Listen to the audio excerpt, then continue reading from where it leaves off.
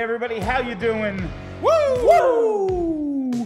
Welcome to PHLY Flyers presented by Bet365. My name is Bill Matz. I'm your director of fun and games for the evening, afternoon, whatever you want to call it right now. Joining me live in the Xfinity studio on this PHLY Flyers postgame, it is the one and only Steve Jaco.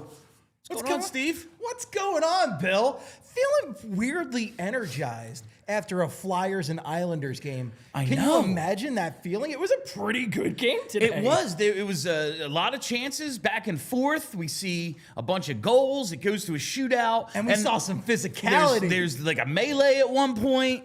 I wouldn't call it a line brawl, but definitely a mini rumble, a little melee. A little rumble in the jungle right there, yeah. Early in the game, we see a fight. We see Scott Mayfield get bloodied up. Scott Mayfield was a big presence today for the Islanders and kind of on his way to becoming a little Flyers nemesis right there if he keeps this up. But we saw a lot of good stuff. We're going to go through it all. Charlie will join us at some point on the Xfinity Mobile call-in line. But I got to tell you right now about a couple of things going on here at PHLY. First, it's our new shirt. It's dope. You're going to want to check out this shirt. It's part of our face-off collection. There it is right there. It this time. I think it's freaking sick. It is sick. I think this is one of the coolest pieces of merch we've put out. Ordering mine right now. Definitely one of the best Flyers shirts we have put out. Absolutely. Check it out at allphly.com. Click that merch tab.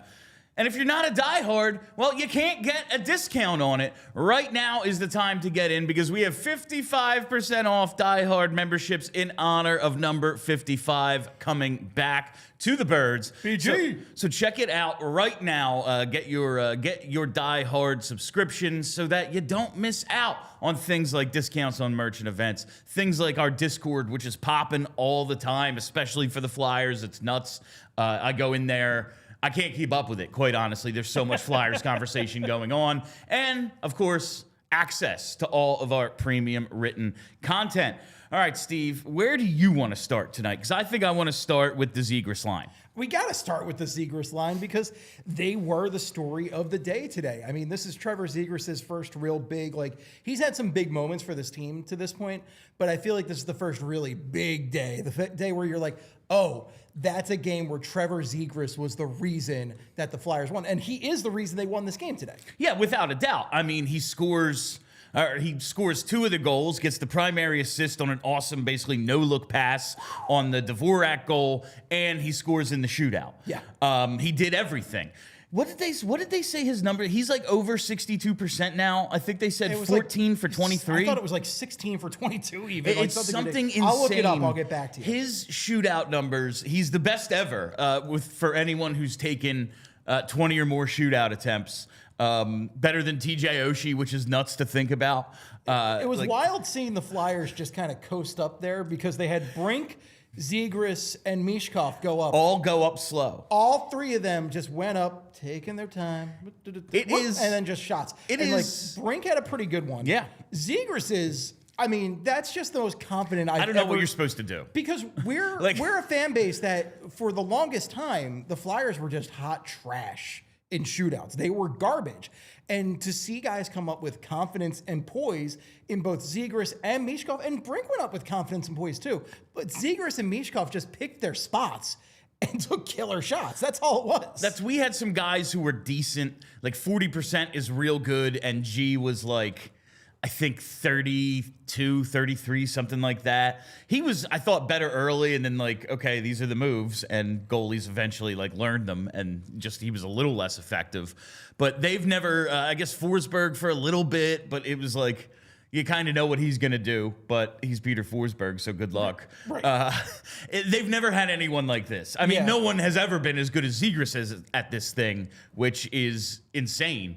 But Bill, I've never seen anyone that good. I think today makes it 14 for 22. 14 for 22. For 21 on the NHL records, and I'm assuming that's not updated for what just happened. So 14 for 22 is insane. Yeah, it's insane. I put that in my instant reactions. He's in F insane. That's all it comes down to. Yeah. But the rest of his game was just as good today. It starts with that a nice passing sequence. Michkov gets the puck over to Zegras. Zegras basically just looks off the defenseman as Dvorak drives to the net, gets it to him. Little forehand-backhand move. Dvorak beats Sorokin. Flyers on the board. And Sorokin looked like he was going to rip himself in two trying to get across that crease. Like, that was a rough go for anybody to watch him just splitting like that. And it was in a game where Trevor Zegras beats Ilya Sorokin 3 times. The highlight is the pass, right? Like, it's basically a look-off, no-look pass down low to a guy to set up the forehand-backhand. It was sick, man. Trevor Zegras is now, he's got 2 goals, 6 assists through 8 games. I'd say that'll get the job done. That'll get the job done. And today is the kind of game where you see why a large portion of this fan base was gloating after that trade, which sent Ryan Poehling, a 2025 second-round pick, and a 2026 fourth-round pick to the Ducks for Trevor Zegras. And we were like, that's a steal. And there were questions about what kind of player is Zegras at this point. Is he a stud? Is he a star? Or are they just getting like an okay player who will be good on the power play? And today you see that this guy can be a true difference maker, and this is just a complete highway robbery deal from Danny Briere, at least how it looks today. Like, this is the game where you see this guy rocks, and there is really high potential for him to be fantastic. Yeah, I liked Ryan Poehling a lot. I'll never care that much about not first-round picks in terms of trading them away. Like, yeah, 2 and a 4. Listen, I know they have like more value in the, value chart, what is a pick worth, than I think they have. But like a 2026 fourth, I have no attachment to that whatsoever. I think You're never going to know that guy's name. I think that holds 0 value to me. Like, that might be worth nothing in my mind. That's a great trade, and the price being what it was, I said at the time, even if they're like Danny Briere's like, I'm not totally sold on Zegras, definitely not sold on him as a center. Even if that's your feeling, if you know the price is Poehling, a good player, but the ceiling, any team in the league would take a Poehling on that. A good fourth line center. That's what he is. The price being that and a 2 and a 4, you had to do it. Like, you had, you get that call from Pat Verbeek and you're like, oh, yeah, I'm forced now to do this. And you see the numbers tonight. So much of this game played on special teams. There's some weird calls in this one. Very weird calls. And the refs went from calling kind of everything in the first 2 periods to late in the third period just ignoring blatant violations. Like Owen Tippett getting grabbed at one point. There was a Owen grab. Tippett getting hooked. Like, there were a lot of penalties that I thought they missed in both the third period and overtime that it was just weird. A very weird officiating day. And including the cadence of the one ref on calling, I think it was a hooking. Or slashing, Yeah, he was just like, he took his good time. He did it so slow. He was just like, I am calling a slash on... It was so strange. But yeah, Zegras, this was a hell of a performance. It was a great day for Dvorak was calling him Ziggy at the intermission interview, and I like that. Yeah, I think that's good. So we're gonna call him Ziggy sometimes. Just not Ziggy Palfy. No. But he ends up 2 goals, 1 assist, +2, 3 shots. So that's a really damn good day for Trevor Zegras. It really was, and the rest of his line was good as well. Michkov, I thought, had a terrible first period, quite honestly. Oh, I think he could have been. I didn't look at the turnover count, but he had 3 or 4 turnovers in the first period, including the one that led to the Islanders' first goal, which was a shorthanded one that could have been a backbreaker for the Flyers today. And I know a lot of people were complaining on the socials about it. People going to very extreme degrees, mind you. And I saw Charlie getting annoyed about it on certain social platforms. Well, of course. But I can't blame him. I was getting annoyed about it too. And I think there's a lot to discuss with Michkov. Before we get into Michkov, let's talk about Dvorak, who got a really nice goal today. Yeah. And his setup for the Flyers' second goal, I thought, was maybe his strongest play he's made as a Flyer. Yeah, he was. I thought that line was just pretty good today. Like, they did a lot of stuff. Obviously, they create 2 of the 3 goals. Zegras gets the other one on the power play, and it's working. I think this thing is coming together just in terms of your line combinations. It's been a different line and a different guy some nights, and I think they finally have like a real top 9.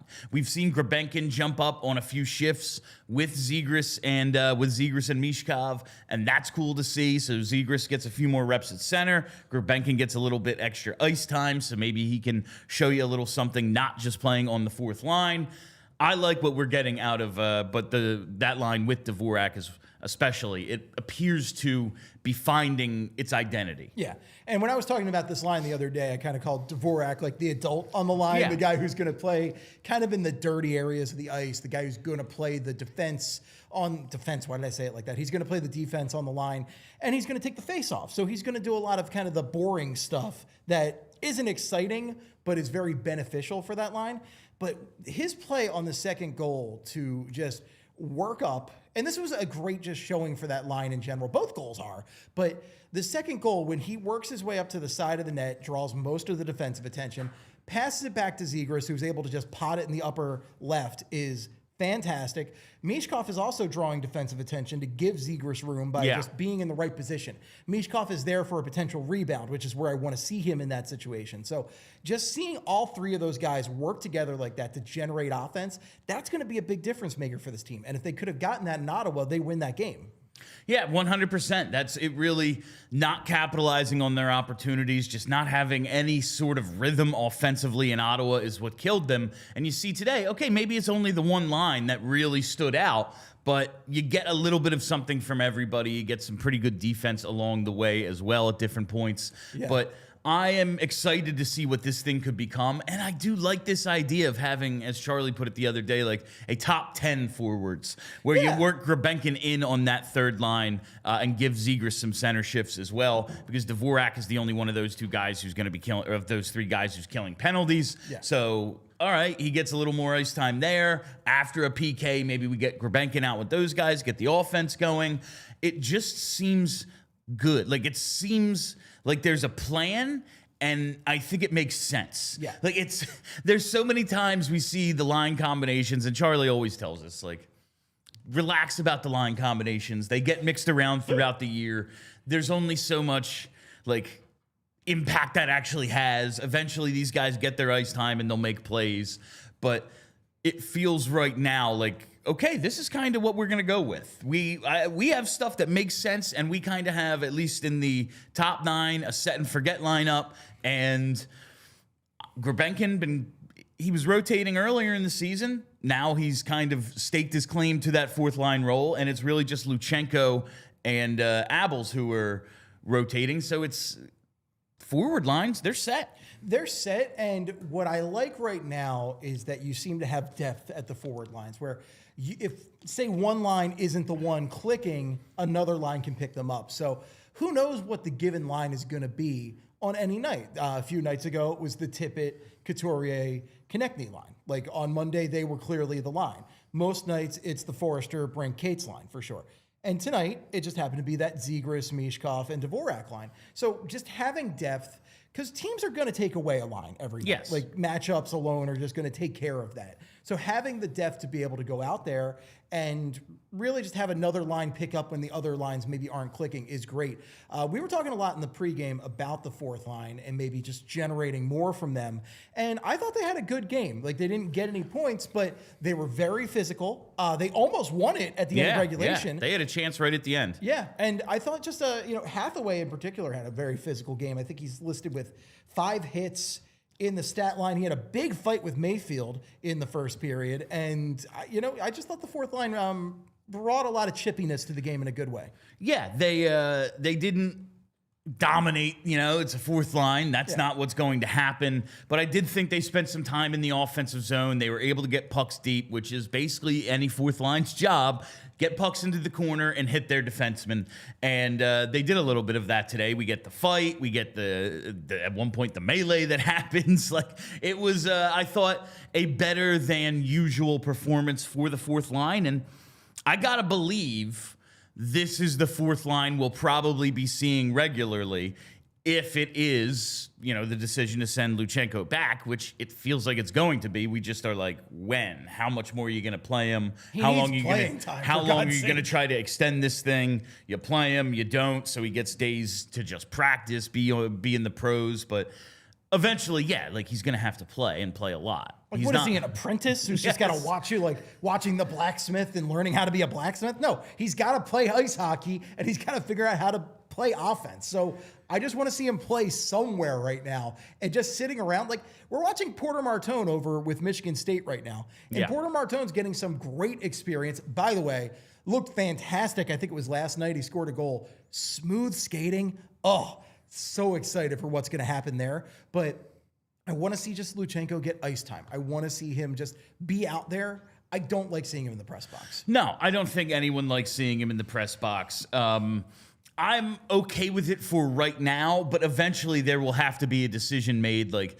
do you get him time in the top 9? Do you keep doing this thing where he plays a little, and then if it's just going to be 8 minutes once every 2 or 3 games, send him back. That really doesn't make any sense. You got to do your business or get off the pot. That is a very, very elegant way to state it, Steve. That's about the nicest way I could state it. All right, coming up after the break, we'll be joined at Charlie at some point. I want to talk about Sam Ersson because I thought he was great today. But first, got to tell you about our presenting sponsor.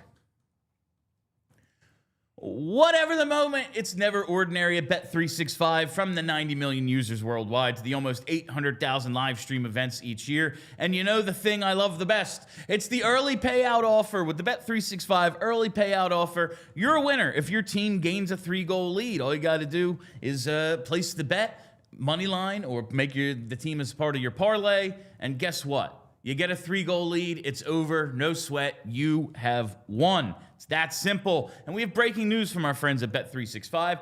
New customers now get $300 in bonus bets when you bet just $5, win or lose. All you got to do is sign up, use the code PHLY365, deposit $10 and place a bet for $5 to get $300 in bonus bets whether your initial bet wins or loses. Bonus bets can be used on the spread, totals, player props, futures, and more. Whatever the moment, it's never ordinary at Bet365. Must be 21 or older and physically located in PA. If you were somebody who has a gambling problem and wants help, call 1-800-GAMBLER.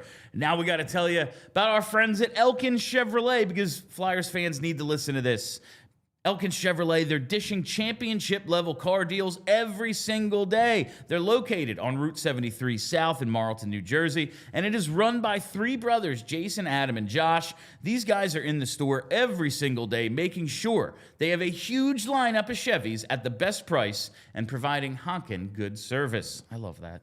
No missed shots, no drama, just real brothers running a local business and backing every deal like it's the championship game. So if you're in the market for a new Chevy, make your next move to Elkin Chevrolet. Real brothers, real deals, and a whole lot of honkin' good service.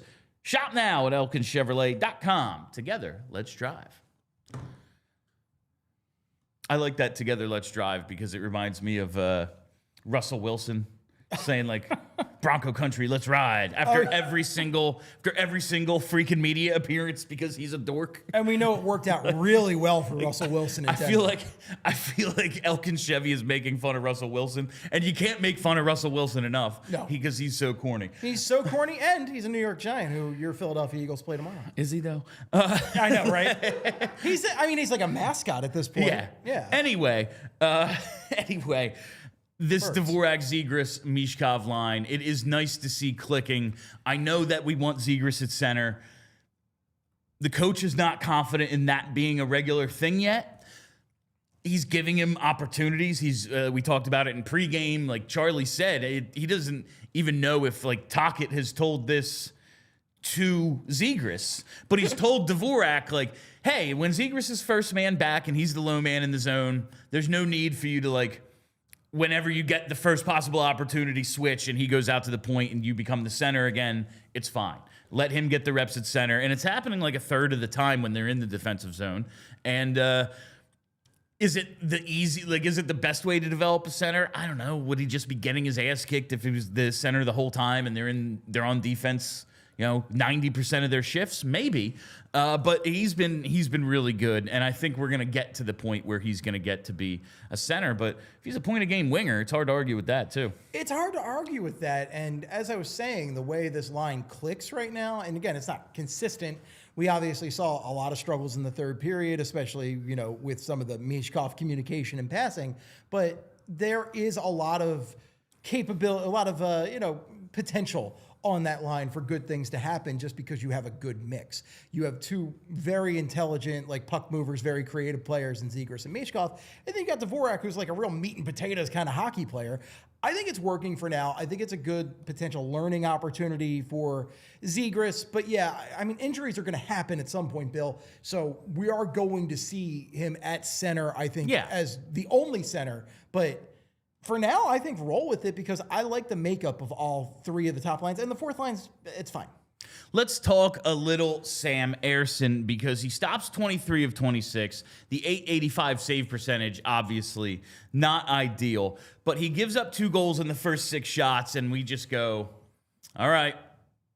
It's going to be another Sam Ersson game. Hold on to your butts from another famous Sam. After that point, I thought he was fantastic, made some very clutch saves in some really, really tough spots. There was in overtime, Islanders clearly have 4 guys on the ice. Refs choose not to call it. He makes a big glove save to keep the game tied. In the third period, that was that the grab on Tippett where it generates a rush chance. Big blocker save there to keep the game because that was right after the 3-3 goal. And if you give the momentum right back, game's over. Yeah. You're not scoring that 4th goal.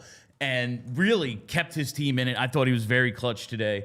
And the goals he gives up, what was the one that went off the ref's skate? Was that the second or the third? I think that was the second one. The second goal, one of the Flyers defensemen, I forget which one offhand, passes it back, goes off the ref's skate, so it stays in the offensive zone and goes back to the Islanders. And the Islanders score as a direct result of that. And that's just a freak thing.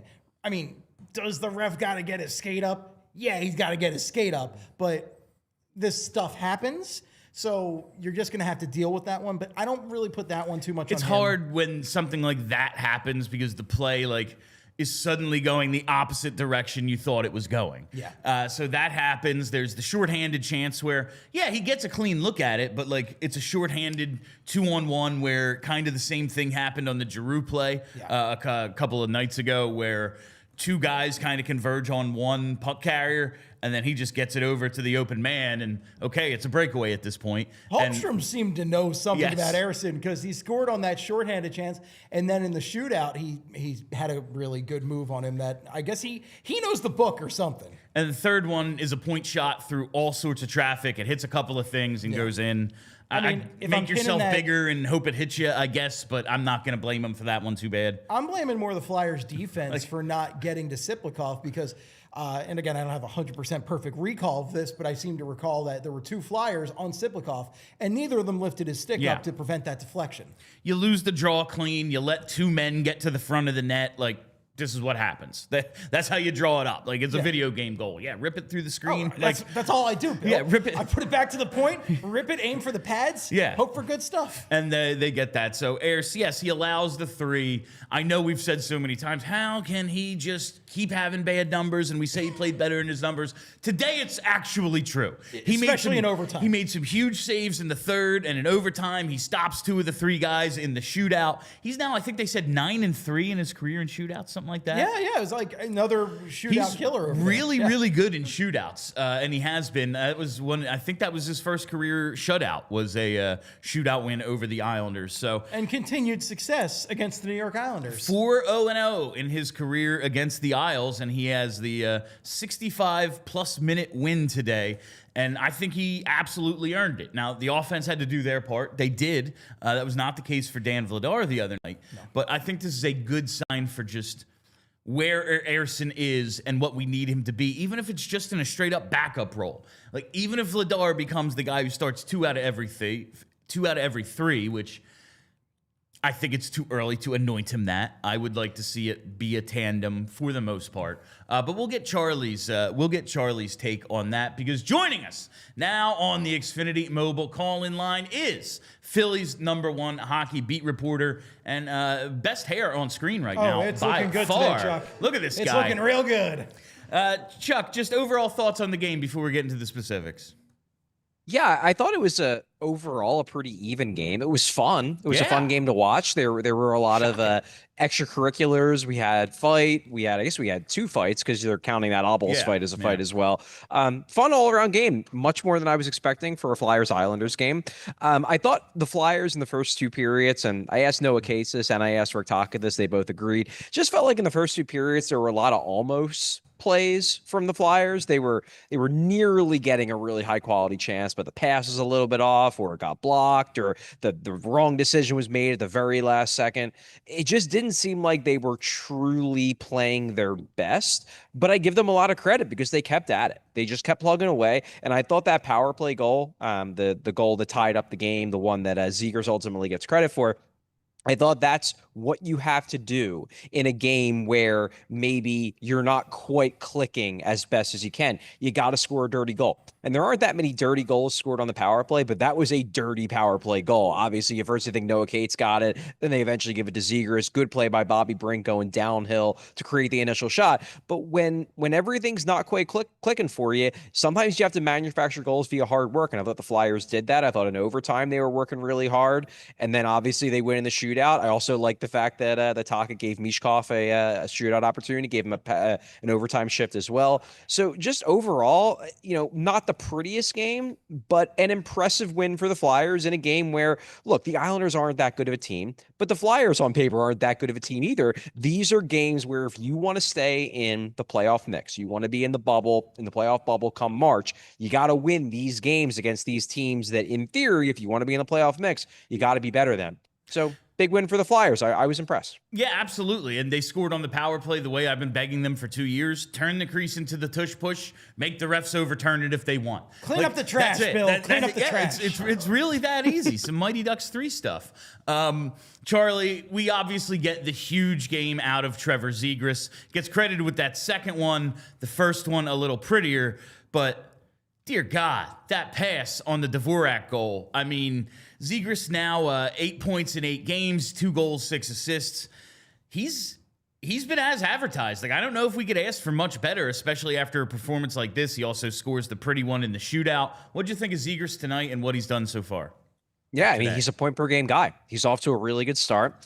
I asked Jamie Drysdale after the game, because obviously Jamie knows Trevor Zegras well. They go back to their days in Anaheim. And Jamie stayed in touch with Trevor even after, Drysdale was traded to Philly, and he saw from afar Trevor Zegras not looking particularly happy in Anaheim. And I asked Jamie kind of what's it like to see him kind of come out clean on the other side, if we're going with the Shawshank Redemption reference there. And Drysdale basically said that it's just so nice to see Trevor Zegras happy again. It's so nice that every day he's got a smile on his face again, that he seems like he's happy to be somewhere. It really does seem like by the end, the trade talk, getting moved over to wing, and clearly you have a new coach and a new organization that just doesn't think that highly of you comparatively to where you were before with the Ducks. Just seemed like it weighed on Zegras, and it almost seems like he's just got a big old weight lifted off his shoulders, and now he's playing freer, and you're seeing the guy. Look, he's not all the way there. He can play better overall. Obviously, we're all hoping at some point he gets moved back to center full time and he can become a clear-cut, scoring top 6 center at the NHL level. But in the here and now, he's playing really good hockey. And look, as I've said, I'd rather him be a center, but I'll take an 80-point first-line wing. That's not the end of the world, and that's pretty much what he's been so far this year. Yeah, I mean, yes, the ideal is center. That's what we're hoping to get to, but I'll take this. I'll take this. It's good. It's better than not having him. I'll take this all day, Bill. Yeah. I will absolutely take this. Now, you had talked about on the power play goal where they tied it up, Bobby Brink being a key part of that, setting it up. And I know he didn't have a huge day on the score sheet, but he was key in the tying goal. He made some really good plays, really noticeable plays. What did you think of Brink's day?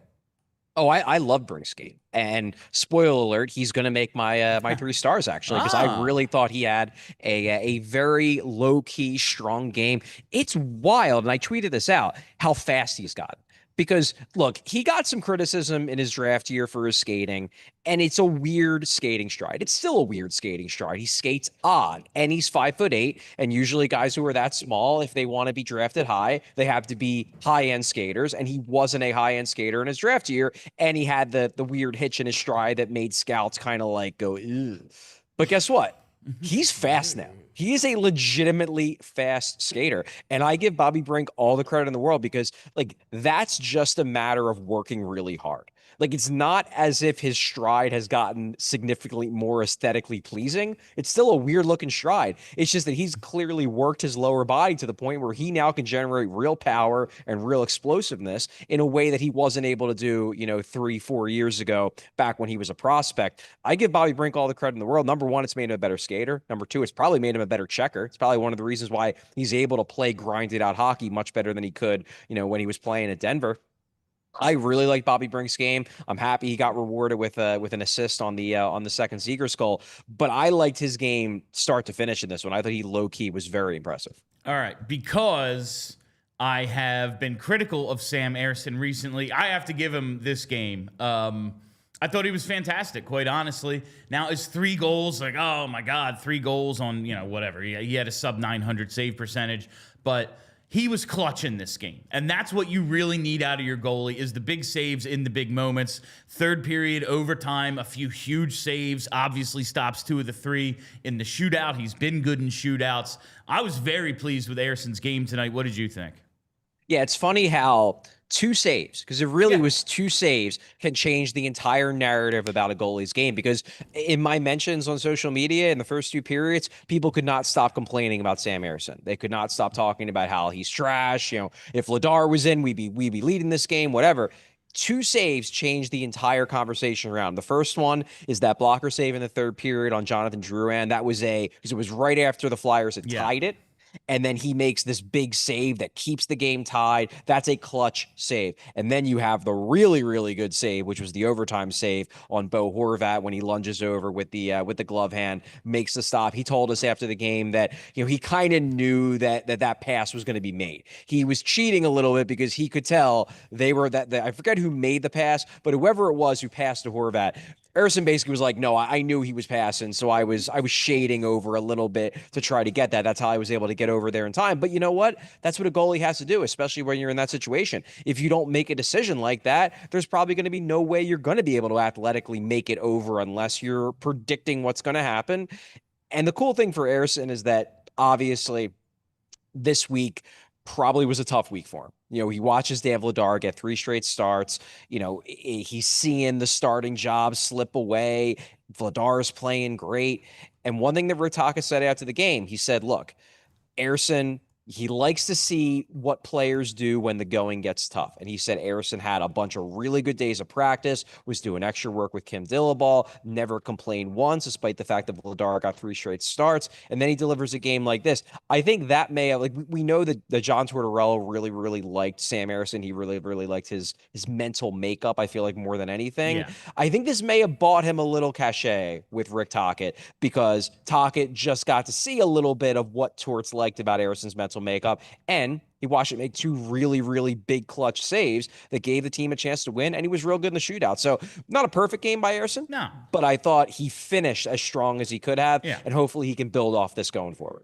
Yeah, I was impressed, and you just know he wants the opportunity because it's a contract year. Like he's still an RFA for 1 more year, but like he wants a long-term deal. If not here, somewhere else. He wants the opportunity, and if he's like watching every, he's only getting 1 out of every 4. I can't imagine that that's like an exciting proposition for him. And I think he's earned himself, like Charlie said, maybe a little bit here with this performance. Sometimes it's not about how many, it's about when, and when was huge tonight. Mish, we got to talk Michkov, Charlie. Is he the next Nolan Patrick? Oh God, I saw someone tweet that or something. Wow, that was a pull. What was interesting about Michkov's game is that I thought he was horrendous in the first period. The worst I've ever seen him play, maybe. One person tweeted at me and they said I counted 8 turnovers by Michkov. So then I went back during intermission and went through every single one of his shifts. I counted 6. There was a 7th one that was borderline because it was a missed pass that led to an offsides, but it wasn't really a turnover. But if you want to count that one too, 7 turnovers for Michkov in the first period. It was rough, and obviously one of them leads directly to a shorthanded goal. Although there's a lot of blame to go around on that one. It wasn't just Michkov. That was a comedy of errors by everyone on the ice, including Sam Ersson. But Michkov's the guy who has the initial turnover, so he deserves a significant portion of blame.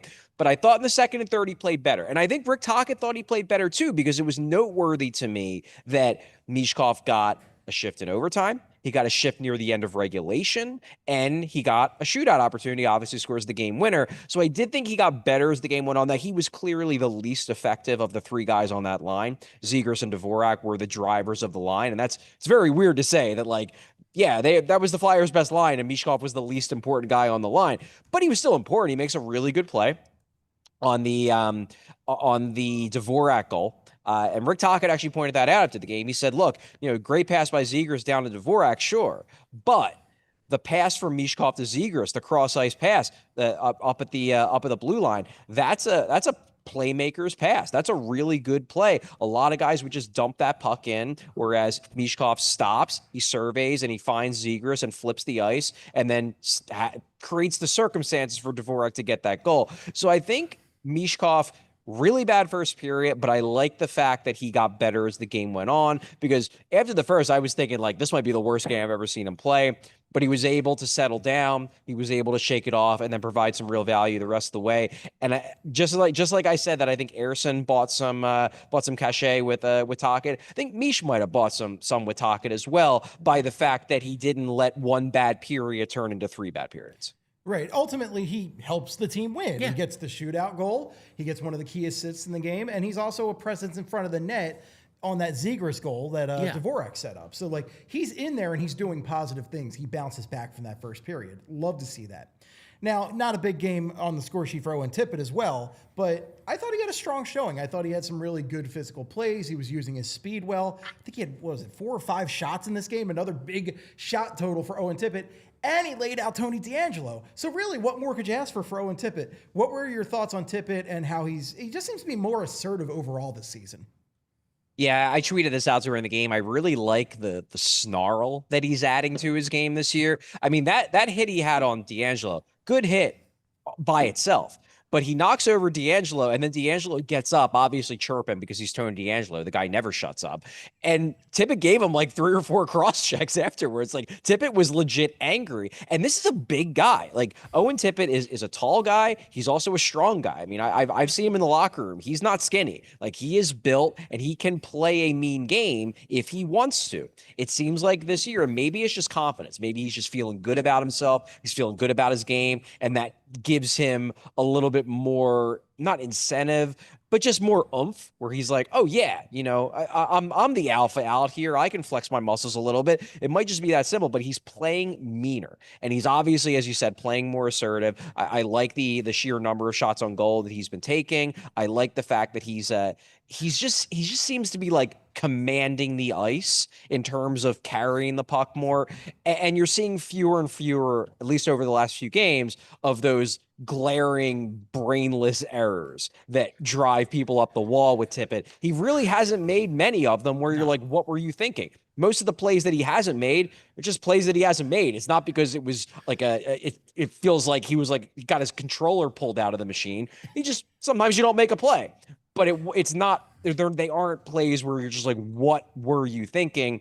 Again, maybe that comes back to confidence. Maybe he's just feeling good about himself. So the plays are just getting strung together. Bill pulling random history is peak. I'm trying to think of when I mentioned history. But no, it's great to see, Charlie. I'm loving it. Anyway, Charlie, we got to get to stars, but I just want to know, because you were just talking about Tippett, were you present when Rick Tocchet compared him to Mikko Rantanen? Because they mentioned it on the broadcast. I was like, I have to hear what the hell he actually said. Was there a legit comparison to Mikko Rantanen? Yeah, I think it was after It was after a game. Maybe I Okay. think it was like the big game he had, the one where he just popped and scored a bunch of goals and looked great from start to finish. I think someone asked him kind of for his thoughts on Owen Tippett, and Taka basically said, yeah, when he's playing like that, he reminds me a bit of Mikko Rantanen with the way that Rantanen's kind of like a big train flying down the ice. I don't particularly like the comparison. I don't think they're that similar as players, other than the fact that when Mikko Rantanen is playing his best, he's basically unstoppable. And there have been long stretches over these last few games where Owen Tippett has looked unstoppable. It's obviously got a long way to go before he's Mikko Rantanen, who's one of the best wingers in hockey. But Tippett's starting to assert himself more, and Mikko Rantanen is nothing except a very assertive player. Sure, he can strive for that. Why not? All right, Charlie, it is time for Charlie O'Connor's 3 stars of the game. You got some choices for this one. A nice 4-3 win for the Flyers. Who is star number 3?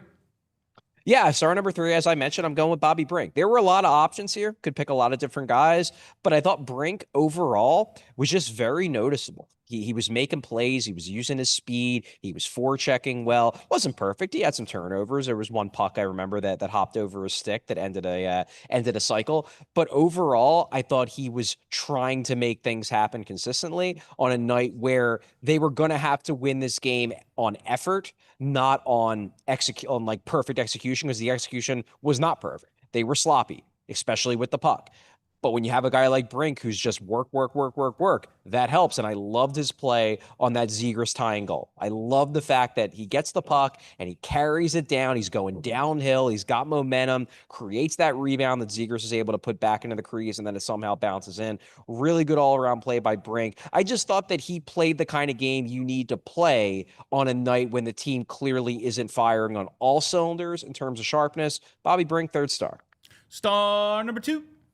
So our number 2 is Christian Dvorak. And Christian Dvorak, I think, this season he's had moments, but overall, he's not a guy who's going to pop that often. He's just not a particularly exciting player. He's not a high-end skater, doesn't have that dynamic gear. He's not an amazing playmaker or anything. And they're kind of using him as the stabilizing presence on the line with the exciting guys, with Zegras and Michkov. So that lends itself even more to him being kind of a boring guy, because he's playing a boring role. His job on that line is to be the boring, steady guy. Yeah. Exactly.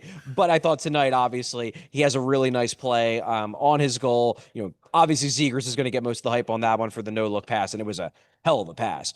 But Dvorak still has to make that move in front to put the puck in the net. And then Dvorak, I thought, exactly. And then I thought Dvorak was really good on the goal that he set up for Zegras. Nice play there. Getting the puck over to his teammate. Christian Dvorak. Again, it's never going to be flashy with him, but I thought this was a strong overall game, and he's an easy choice for 2nd star. I can't even think of who might be tonight's 1st star. Yeah, it's Trevor Zegras, and it's really cool to think that he's a point per game guy. Yeah. At this, we're only through 8 games. Not necessarily going to be a point per game guy all year. 10% of the season. If he was struggling out of the gate, the whispers would start coming back. It would be, oh, is he not going to work with Tocchet? Oh, the Anaheim stuff, maybe Anaheim was right. Maybe he really isn't that good. Instead, he's rolling. And now we can talk about how excited we are to see what he can do, that maybe he is a first-line caliber player. If we're through 30 games and he's got 32 points, maybe the Flyers do think like, well, he's already mastered the wing. Why not try him at center? Zegras has been exciting. He's making plays, and he's having a major, major impact on this team. So many guys in the locker room after the game were talking about how his attitude is infectious. He's just a very talkative, outgoing guy, likes to have fun. It seems like he's they lost 2 guys in Farabee and Frost who were really beloved in that room. Say what you will about their abilities on the ice, about how frustrating they were a lot of time when they were playing. In that room, they were loved. They were popular guys. And look, it's not like Zegras is taking over that role, but it seems like he's got that room feeling good about itself again, because they weren't. In the wake of those trades, that kind of ripped the heart out of that locker room in terms of just having fun, because those guys were 2 fun-loving guys. Obviously, we're best friends. Seems like Zegras has brought a little bit of that back, and he's producing a heck of a lot more than any of those guys did most of the time. So Trevor Zegras, 1st star. All right, Charlie, what are you wearing to your Halloween party tonight? I'm not going to reveal that. Oh, come on, Charlie. Charlie's doing something he's going to get canceled over. No, it's just He's that is not I'm true. joking. That is not true. He's it's not. just that it's a funny costume. Okay. And people at this party might be watching my show, and I don't want to spoil it. All right. I will not insist on a spoiler then. That is Philadelphia's #1 hockey beat writer, Charlie O'Connor, joining us on the Xfinity Mobile call-in line from the Xfinity Mobile Arena. Talk to you Monday, Chuck. Sounds good. Thanks, guys. All right. See, I'm going to do Mark Ruffalo's character from Task because I can drink Charlie. booze out of a giant Phillies cup. That's not bad. Yeah. Yeah, I'm going to be Charlie, I think. Oh, that's good. Yeah, that's you good look stuff. like Charlie. So it should All work right. out perfect. We have a lot of other stuff to get to and not a ton of time to do it, so we have to throw it to our next commercial. There is only one way to watch sports as far as I'm concerned, and it's on Xfinity, because Xfinity is the ultimate sports destination. There's never any lagging, never any buffering. You don't gotta switch between a million different apps to watch all your favorite teams and all the best games, because they're all in one place with Xfinity, and the way you watch, it's next level. They have the enhanced 4K picture and sound, so it feels like you're in the freaking arena, and they've got the multi-view, so if you want to watch up to 4 games at once, there's nothing stopping you but your imagination. That's right. You got to check out Xfinity. It's the only way to watch sports, and you'll get real-time notifications and stats right on your TV. So you can keep up on all your parlays, you can keep up on all your fantasy teams and all of that great stuff. So next game day, make sure you prove you're a big fan and not a big fail. Learn more at Xfinity.com. Xfinity, imagine that. Restrictions apply. Multi-view requires Xfinity 4K capable TV box. Now I have to tell you about our friends at Crooked Tea. That's right, baby. You know I love me some Crooked Tea, and everyone's got their favorite hard tea, right? It's a thing.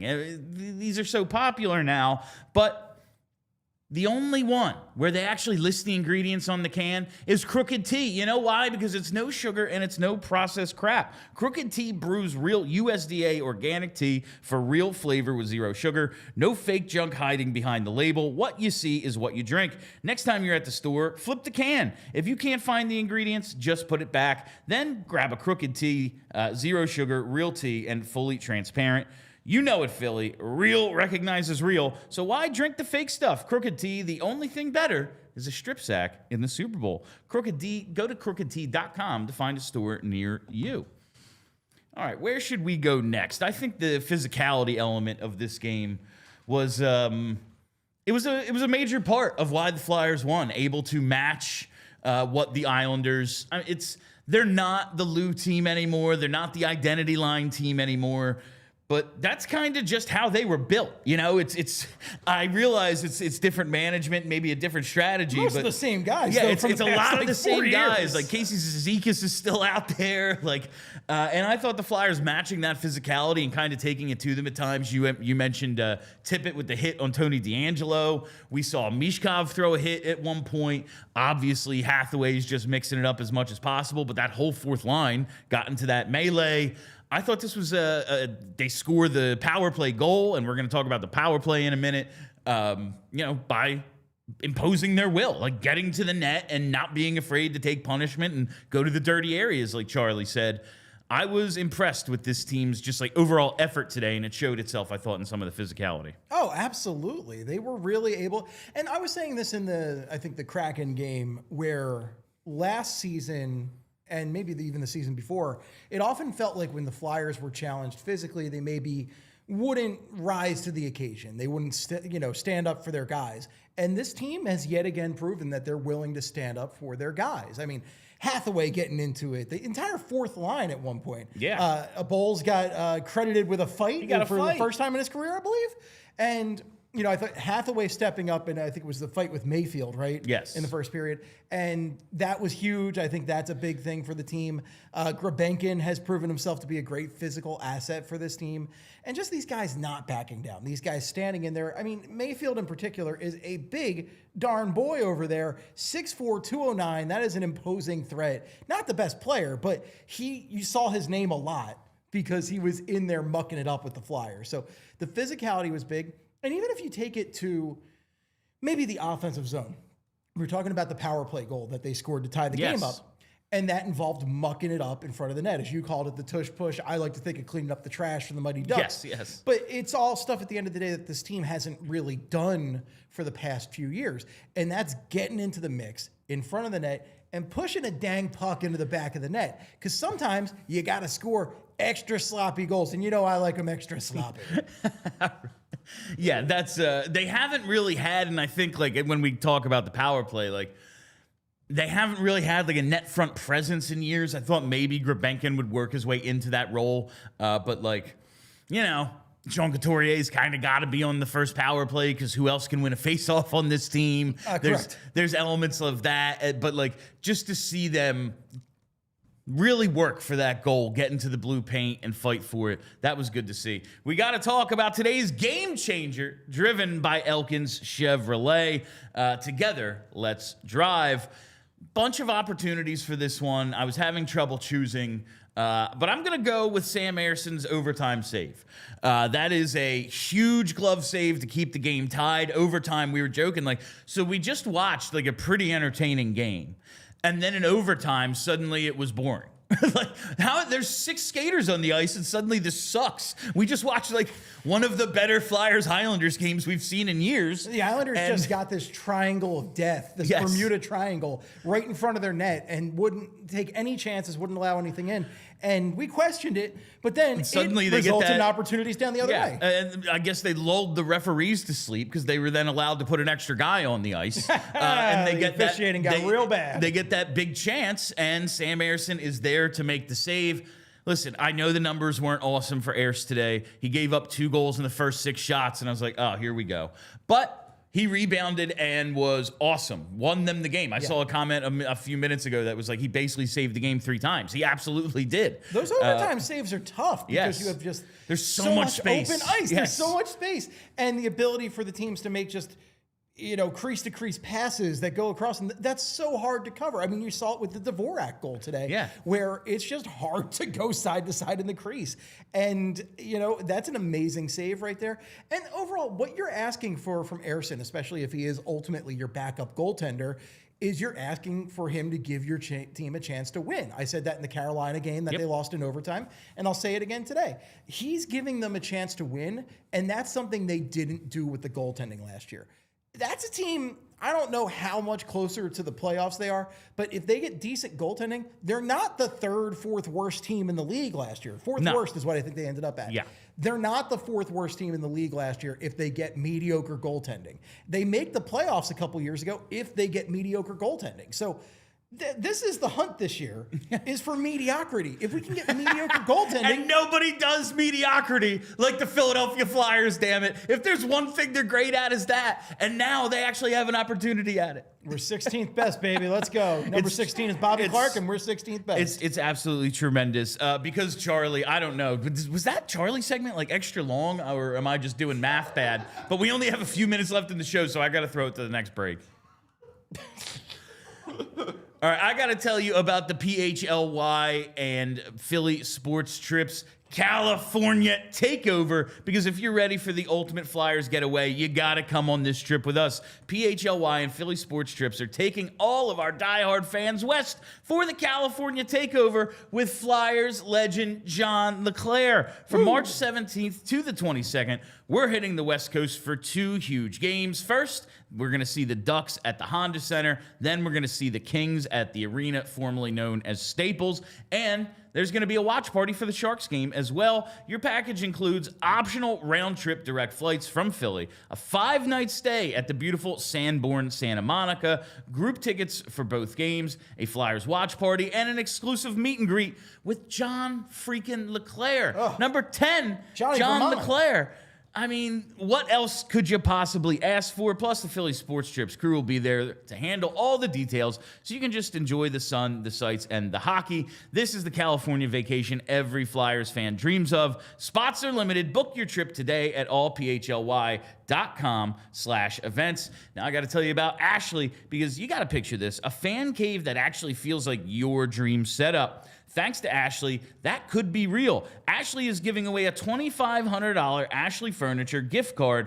Go big on a sectional, add some stylish pieces, or trick out your space for game day. It's all up to you. Just visit ashleyfancave.com, see if you're eligible, fill out the form, and you're entered. It's that simple. Enter now, and you might be watching the next big game in a fan cave built by you, courtesy of Ashley. That sounds. Am I eligible? Fan cave. Am I eligible? I could use $2,500 worth of furniture. I could really That would use be dope. 25. Yeah, it'd be fantastic. Ashley's great. Love Ashley. All right.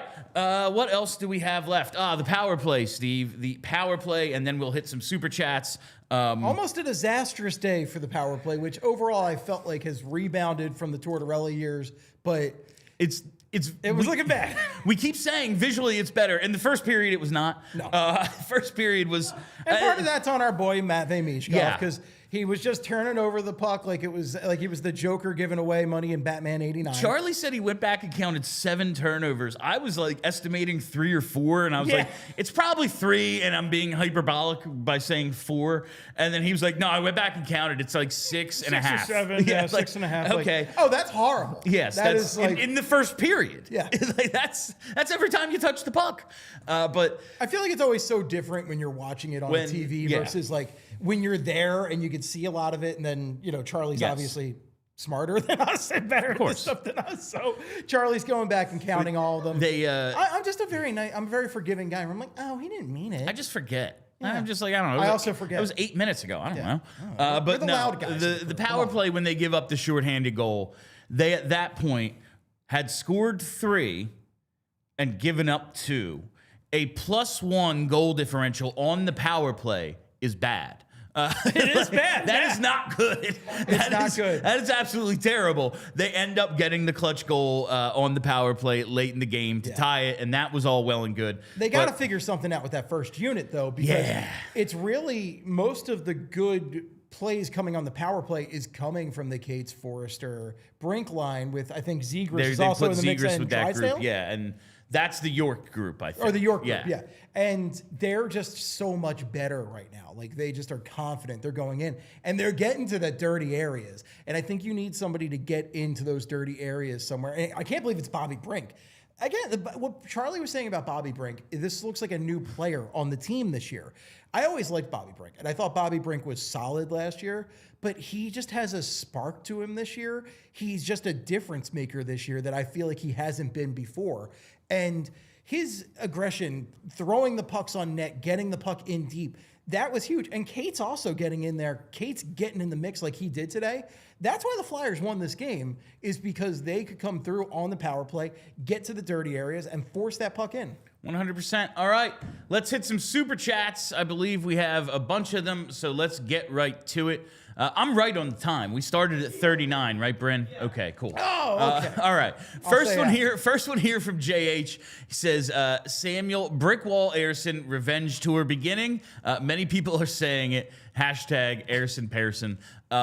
Listen, he played well today. I am hoping he can hold this role and work towards earning more, like he did in that stretch where we were like, oh my God, is this guy even better than Hart? Like, he needs to start half the games. It needs to be a 50-50 tandem. It's because he was playing not all that often and doing really well in that role. I don't think it needs to be 2 out of every 3 or 3 out of every 4 of Vladar. I think it should be a little more even than that until we get to, if it still looks like this in December and it's, he's playing better, but he's got an 889 and Vladar's still in the 920s. Like, okay, he's the number 1. But I do think this was a good building block for him, gain some confidence, beat a team he beats all the time, and make the saves that won them the game. I would like to see more of the man I lovingly call the son of Ayers over there. Like, I want to see him in there. But I feel like he's just been given so many opportunities at this point to be the starter and hasn't embraced it. I'm hoping that this 50-50 split can be better for him. And I do want it to be a little bit more even. So hopefully they can get there. But this was great today. Yeah. All right, let's go to Purple Crayon. Purple Crayon says, typical goal pace 51.25. He's slipping. He needs to pick it back up, quite honestly. If he doesn't score 60 goals, what are we even doing? What are we even doing? Why are we paying this guy $5-ish million a season? It's like 6-1, I think. Another 4 shots for Owen Tippett today. I actually have to say very happy with his game today. Yeah, absolutely. And with that, we got to send it to overtime. Go to allphly.com to finish watching the show. All right, this next one here is from Brandon Martin. Says, who is most likely to be the Flyers' future captain, Michkov, Zegras, or Zamula? Oh, it's Zamula. Yeah. Easily. I always had for a while and like it's gonna be Couturier forever because like his contract doesn't end until 2030. Forever. Like we still have a while of Coots, but it's I always figured, oh yeah, you put the C on your best player because the captain's real on-ice responsibility is talking to the officials. And if you have a relationship with the officials, you can get superstar calls. And then I watched Giroux not get superstar calls for a decade and realized I want a Jason Smith style captain. Just give me that guy. Just give me the old grizzled vet who isn't one of the star players. And you know what no one's ever going to do? Blame Jason Smith when you lose a playoff series. Like, old Chris Pronger. Obviously we gotta blame the captain because they don't have a number one defenseman or a number one goalie. So you need a straw man. Yes. You need a straw man. They'll never blame that sort of captain, and we can just take that out of the conversation. Also, the real answer is Porter Martone. Yeah, maybe. I love it. I love talking captain stuff, but we got to do it when Charlie's here. The C is, listen, I actually love it. I'm not going to lie. I love it because I think the C is just the coolest thing in sports. It's so cool. The Keystone C on that Winter Classic jersey is still the coolest thing the Flyers have ever done on a jersey. I was a captain my entire career, middle school, high school, and then my senior year, the coach didn't give me a C. And if you're wondering if I'm still bitter about it, yes, because I'm bringing it up at work 18 years later. Damn right he's bitter about it. I am very, very upset about it. Right 20 there. years later, whatever the hell it's been. All right, next one here from J.E. Frucione. I thought the offense would be better this season, but the D and goaltending performances thus far have surprised me. Still too soon for me to believe they make the playoffs. Agree or disagree? I think the offense is going to just be hot and cold because it's a young offense. We need to get a little. Tippett's doing his job. Still need to get a little bit more out of TK. Obviously, we need more out of him. If those guys are going along with the Cates line, along with Zegras, then we'll have a functioning top nine, a really good forward group. But the defense and goaltending, I think, has been surprisingly good. I would agree with that. Yeah, I had very low expectations for certain aspects of the defense. I think I'm higher on the defense than a lot of people. Juleson, I was not excited for at all. It's been solid, and I think overall the defense has been solid, and Vladar has been such a surprise for me. Yeah. I did not expect this rock-solid performance out of Vladar. I thought he'd be fine. I thought he'd be like average goalie we've been asking for. I thought he'd be better than Fedotov, which I think you could go into goal tomorrow and be better than Fedotov. It just seems hard not to get hit with 90% of the shots. Especially when you're 6'7". Yes, it just seems like a difficult thing to do, but he figured out how. And Vladar is very good at Yeah. I will be in the middle of the net and stop many shots with my large body. All right, next one here, another one from JH. Sam robbed of a star in a South Philly parking lot. That's good. Listen, a lot of bad stuff happens in South Philly parking lots, okay? It's just how it is. I was a little surprised that he went Brink Tippett instead of Sam If he had Ersson. gotten a 900 save percentage, he would have gotten it, Bill. That's on guess Sam. so. I guess Matvei Michkov needs to not throw at a guy with two men on him. I guess so. Anyway, from Mellerman. Brink and Tippett had great games. They did. I was just a little surprised it wasn't Ayers because Charlie likes standing up for Ersson when I criticize him. And today he had I thought he had a legitimately good game. And no star from Charlie. I guess he's turned on him. All right, from Mellerman. Keep saying that Sam is playing better than his numbers because it's true. He needs consistency, but today shows why you don't give up on his talent. No, he was, I thought, legitimately good tonight. Sometimes it's, yeah, man, make one more save, though. And tonight, he actually did that. Today, he actually did the make the one more save. Was he perfect? No, like Charlie said. But when you have clutch saves the way he made them, that's the most important thing from your goalie. Absolutely. He kept the Flyers in the game, and he did win it for them in overtime. He won it for them, All right, and from DA Power Play Man, the district attorney power play man. Yes. I don't care if they have Zegras play on the blue line as long as he keeps scoring like this. That would be fun. That's what Dvorak's for. Yeah, that's what Dvorak's for. But the position thing it's just like the Flyers need centers. Zegras, a natural center, we want him to work there. But if ultimately he's just better served on the wing and he's a point-a-game player like he is at this current time, I'm not going to complain about that. Now, they do have a ton of wingers. Maybe you can use some of them in a trade to acquire some defensemen and centers. But for right now, the position is less important than him just looking good, feeling good, playing good. That's pretty much what it comes down to. Looking good, Billy Ray. And finally, from Obi-Wan, meow. All right, what's up? Meow. What's up, Obi? I bet that was at Charlie, because Charlie was looking dapper today. He was looking dapper. Like, he was. Yeah, obviously he has a party to go to. The meow just makes me think of kitten mittens. It, You'll be smitten. It makes me think of Super Troopers. All right. Right meow. And that's it, right? We don't have anything else? All We're right. going to end the show right meow. That is all the time we have for you on PHLY Flyers postgame. Thank you all for listening. Thank you for hanging out, watching, listening, whatever. You know. You do it all. Make sure you're following us right here on YouTube. Set that reminder bell so you get a notification whenever we go live. We'll be back with Monday's regular show at 4 p.m. I'm pretty sure that's the schedule. Yeah. All right. I know what's going on in my own life. You know how your show goes. You're here for it. I just can't remember if there's a game or not on doesn't Monday. matter. Follow us on Twitter at PHLY_Flyers and follow the podcast wherever you get those. Just search PHLY Flyers. Big win today. I am amped. Time to go celebrate some Halloween. My name is Bill Matz. That is Steve Jaco. Thank you to Brenna. Till next time, be excellent to each other. Woo! We all silly like the mayor.